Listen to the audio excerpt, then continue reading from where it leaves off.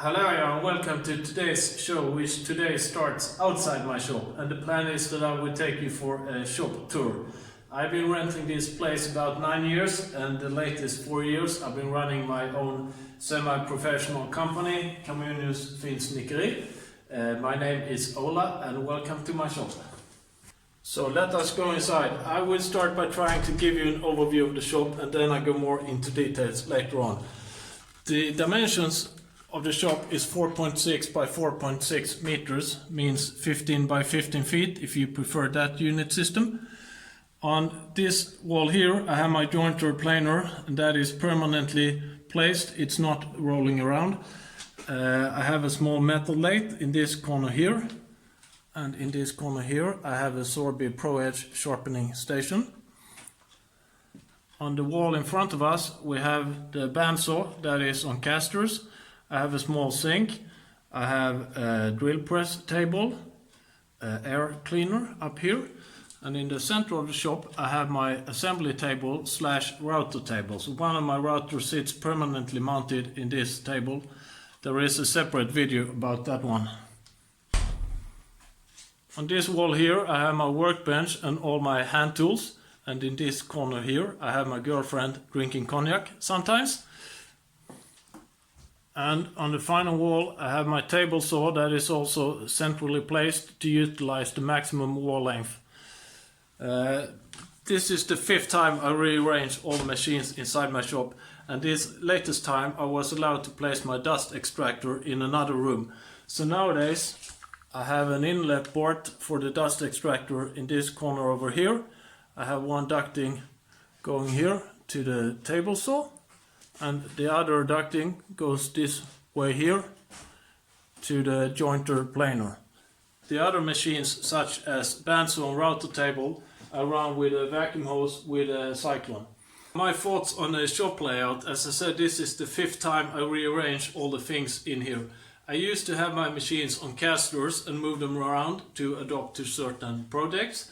I found that quite frustrating. My shop is leaning heavily towards the center where I have a drain, and some machines, especially the jointer, lost its setting when I was rolling it around. So in this new layout that I have now, I have tried to place all the machines in a fixed position, and instead I decided that 2.2 meters is the maximum length that I run in this shop, and it makes it so much nicer and quicker to work when I don't have to roll around machines anymore. So I would take a piece of wood, 2.2 meters, and run that through some machines, so you see how it looks with this setup that I have now.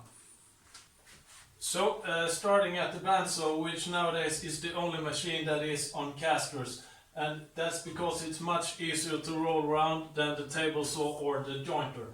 So this is the position where I place it, cutting longer planks, and here I have, full wall-to-wall length available for long pieces of wood.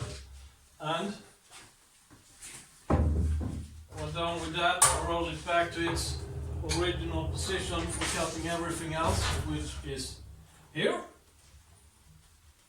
After the bandsaw we go to the jointer, which also in this position have a full wall-to-wall length available, like so. And after the jointer we go to the table saw. As you probably figured out, at the table saw I have a full wall-to-wall length as well, nothing is in the way. Sometimes my girlfriend is in the way if she sits in the corner, but then she has to get her head down. For cross-cutting, the saw surface is higher than my assembly table, so that is not a problem either. After the table saw, let's head on to the router table. When routing long planks on the router table, I put the fence diagonally on the router table, fastening it with clamps through the holes here, and then I run my piece of wood diagonally through the shop, like so, and then it's not a big problem to handle longer pieces of wood. So that is how I managed to work with 2.2 meter planks in this shop that is 4.6 meters. In part 2 of this shop tour I will go a bit more into details on the machines that I have and how I have modified them to suit my needs.